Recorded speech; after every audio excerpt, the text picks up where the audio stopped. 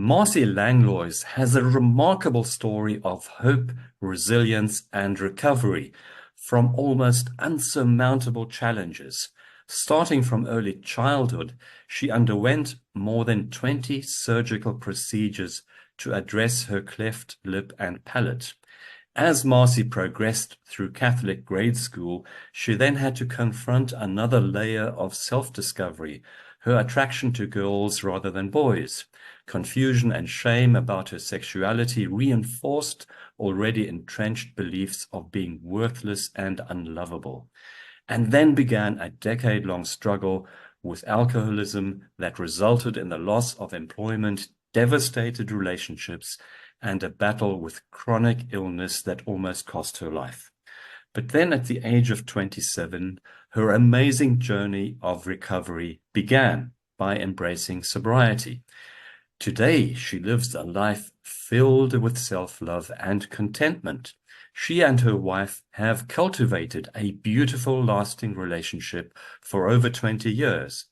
Professionally, Marcy has achieved remarkable success as a mortgage banker and vice president in the banking industry, and now works at a top mortgage banking business. Welcome to our show, Marcy. Thank you so much for having me. I Uh, really appreciate it. yes, you are such a perfect example of recovery and having faced formidable challenges in your life. How have these challenges molded you into the person you are today? Everything, right? Every single thing that I have experienced has brought me to this moment where I am here in time. And it has taught me everything that I know about life. When I was going through all of these struggles, one thing that wasn't mentioned in my bio was that I also was in a catastrophic car accident, and three people lost their lives that day.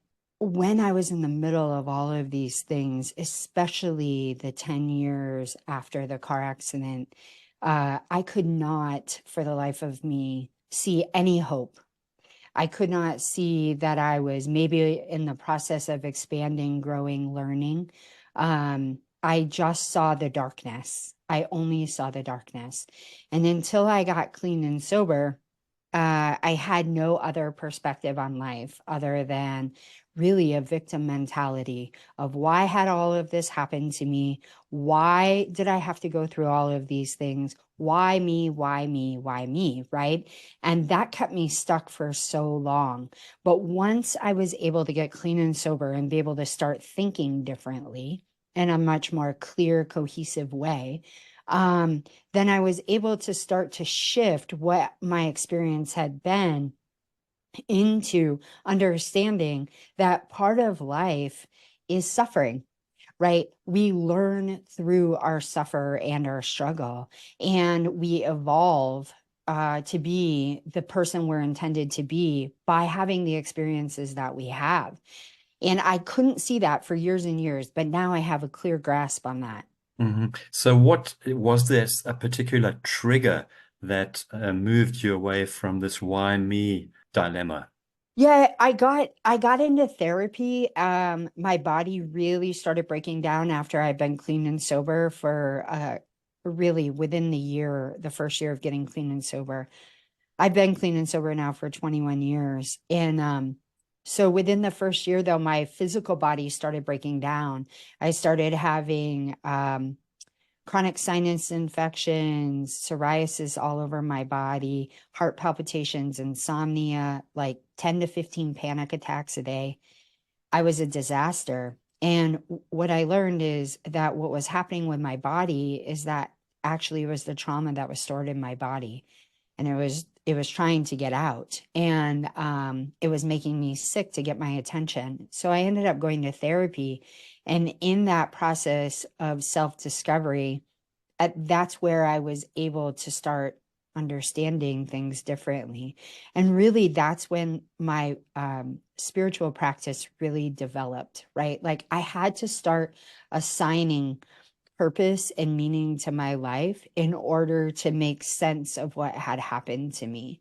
If I just went through my life and felt like, hey, this is which I did for a long time, hey, this is just one big party and I'm just here to get wasted and be out of my mind and not deal with who I am, then there's no reason to look any further, right? But once I got into therapy and I started uncovering really what was going on for me and what my experiences had been, then that's when I started to get it, right? And the spiritual part of it also. Yeah, it seems like life often throws pain at us until we wake up. So many people only wake up after experiencing a lot of pain. That's so true. That has been my story 150%. I thought that I was, I thought that I had arrived. When I had been sober for 5 days, I thought like, oh my gosh, like this, my life is going to be amazing and oh my goodness and whatever. And really, that was the very beginning of a very, very long journey. And what ended up happening for me is I switched addictions. I switched from being addicted to drugs and alcohol to being addicted to work. And I didn't know it when I was in the middle of it, right? I was in the mortgage banking sector, which is rigorous and demanding and intense and all the things that I used to love. And so I worked 7 days a week from the moment I opened my eyes till the moment I went to bed. My phone was by me. And I worked constantly. And I was going to therapy and I was doing all the things, a program of recovery and all these things. And I thought, I'm evolving. And in ways I was, right? But I still had huge blinders.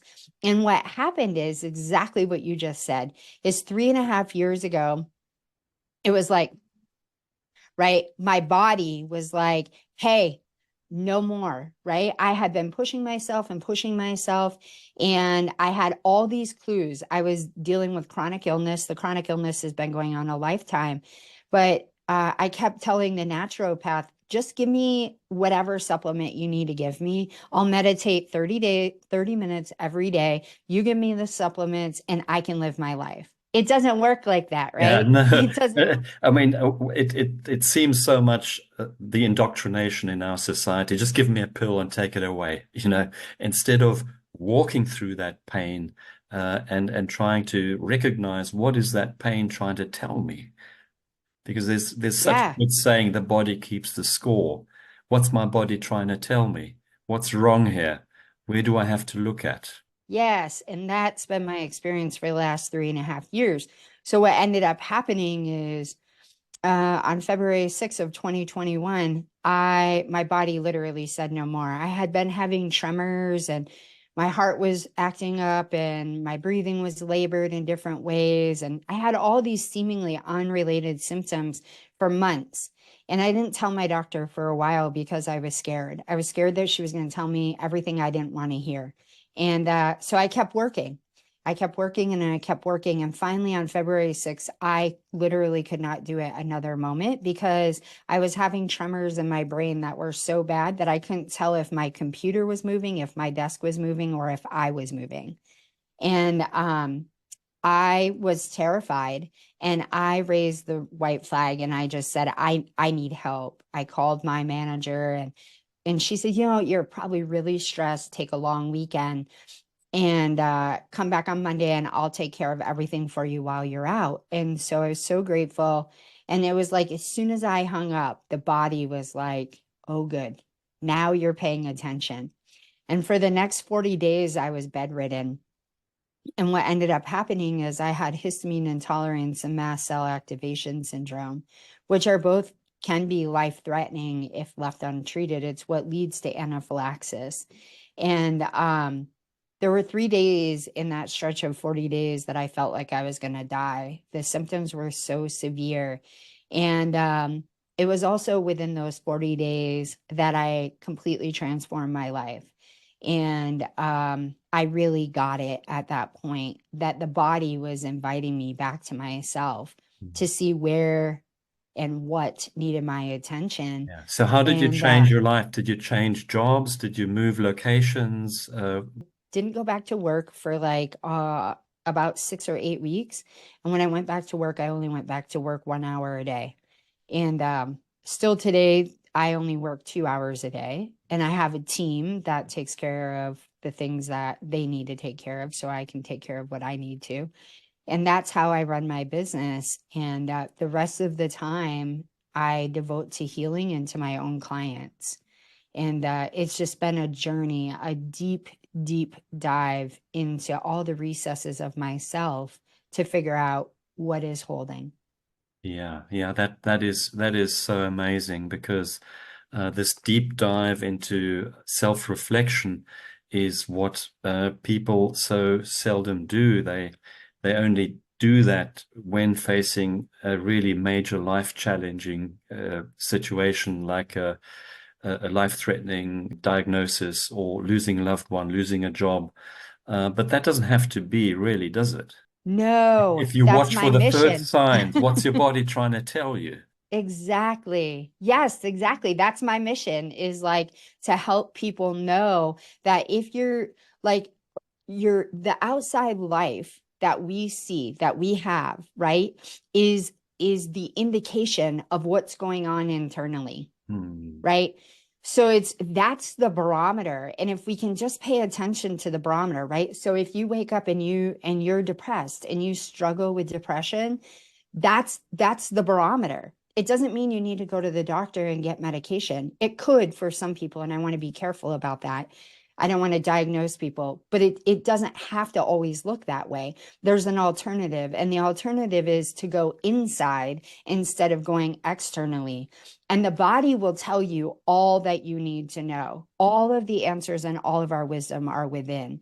No one else outside of us has those answers. I can help guide people, but I can't tell you the answer. Mhm. You posted a lovely short video that I saw just a few moments ago before we started this podcast on the importance of sleep. Yes, sleep is so crucial. Our body cannot function correctly without sleep. The brain stops working correctly, which then wreaks havoc through the rest of the body. It literally dismantles the systems from top down.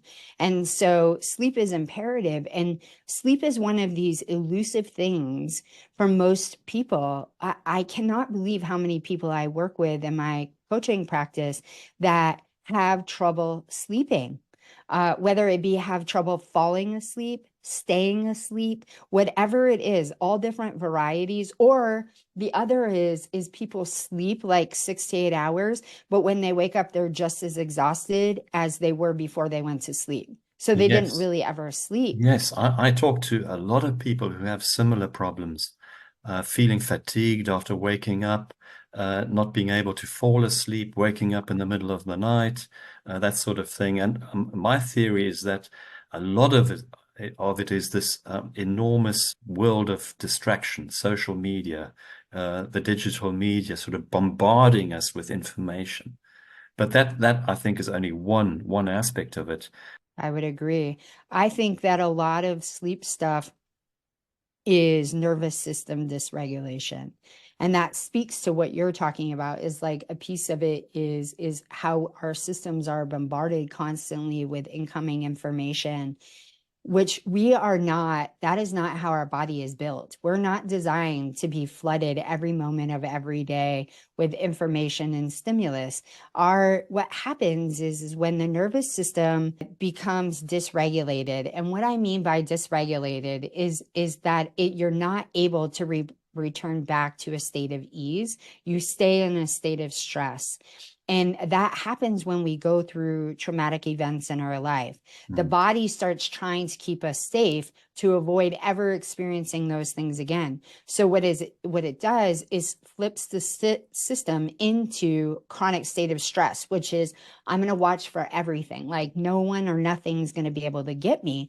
And in that really elevated state, if we stay there for a prolonged period of time, then the nervous system cannot flip the switch back to ease, Mm. right? It becomes super dysregulated.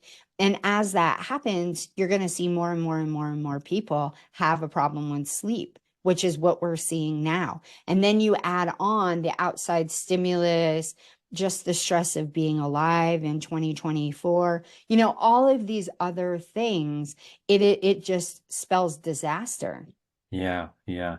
Well, I always recommend people to spend more time in nature, to realign with nature and to attune your senses more to the natural sounds like birds and water flowing and but a lot of our lives are so urbanized that we lose that connection. I would agree wholeheartedly. I love your suggestion, and I am of the similar mindset. The more time we can spend outside, the better off we will feel physically, mentally, and emotionally.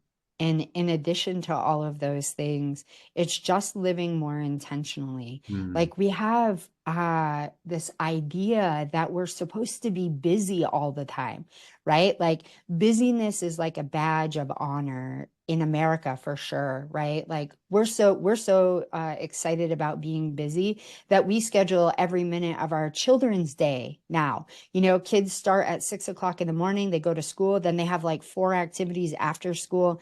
I mean, it's just literally nervous system overwhelm constantly. And then people get in bed and they're like, I can't sleep. I mean, kids are having problems sleeping nowadays. mm. And it's that whole mindset of, I have to be busy, I have to perform. But the truth is that under all of that is, I don't want to look at myself. I don't want to feel what's coming up for me or what the past has stored in my body. I don't want to address any of these things. It's a distraction to keep ourselves separate from who we are and what we are. Yeah, I think we just have to realize that pain, trauma is part of life, that we go through cycles of up and down. We go through shadow, darkness, and then we go into light. But we try and deflect from that. Don't want to admit that life has challenges. If you just look at social media, it's all about being happy and it's all about living the good life. But life is just not like that. And we set ourselves up to really have problems when we think like that.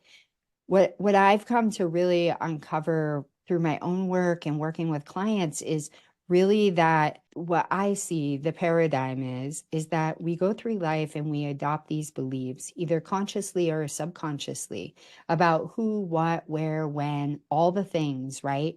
Well, beliefs lead to thoughts, right? And so then we start having thoughts about who I think I'm supposed to be, where I think I'm supposed to be in my life, what I think I'm supposed to have, right? We have all of these things. I'm safe, I'm not, I'm good enough, I'm not good enough, whatever, right? Those thoughts then lead to feelings, and feelings then lead to behaviors. And then that becomes our life.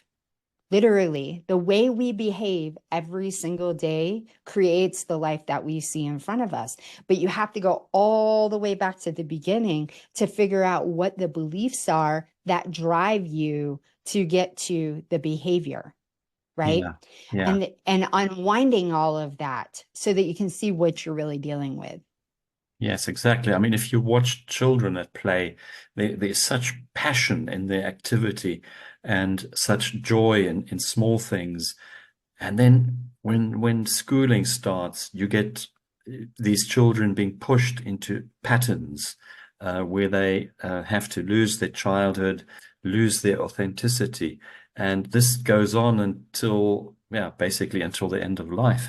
That's right. Or you wake up, right? Or you wake up and you Yeah. say to yourself, wow, I'm just living on these set of patterns and beliefs, and I'm doing the exact same thing that I was doing yesterday and 10 years ago, right? Yeah. And I don't Yeah. want to live like that anymore.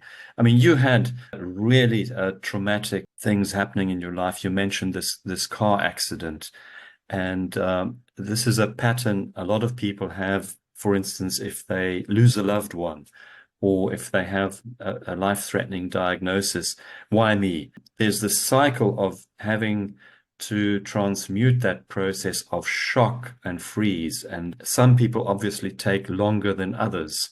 A lot of people go into denial and they fall into addiction.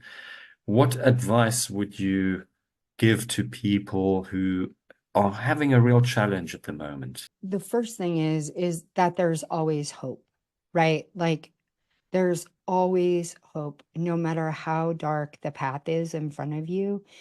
Just know that at some point in time, something will shift if you can stay curious and open to that shift.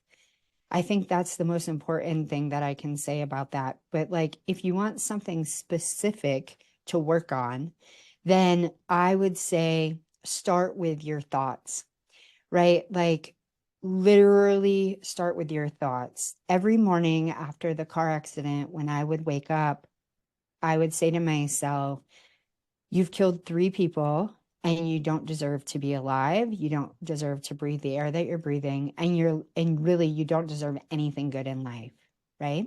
That was the beginning of my day.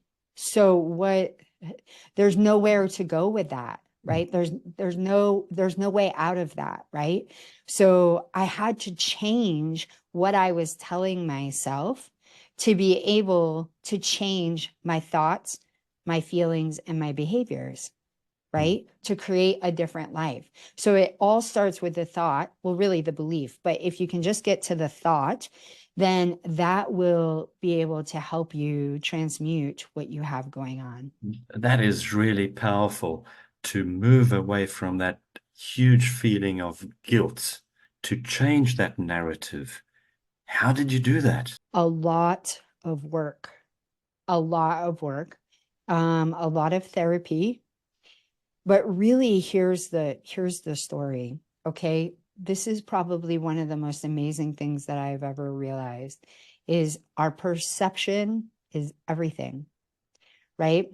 So I went to therapy.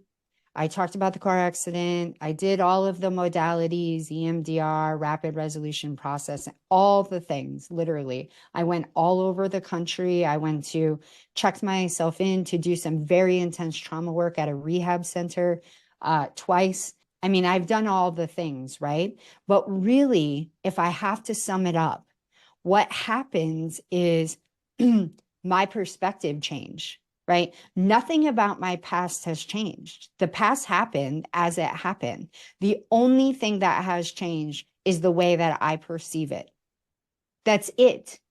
So that's how I am so certain that what we tell ourselves, what we believe, and how we feel has the capacity to either keep us on the same road that we're going, if we like what the outcome is that we're getting, or if we don't like that anymore, then we go over here, right? Like, Hmm. oh, wait a minute, right? My friend says that when we have a shift in perception, it is literally a miracle. And I believe that because it can change our entire life if we're willing to just see things differently in the moment.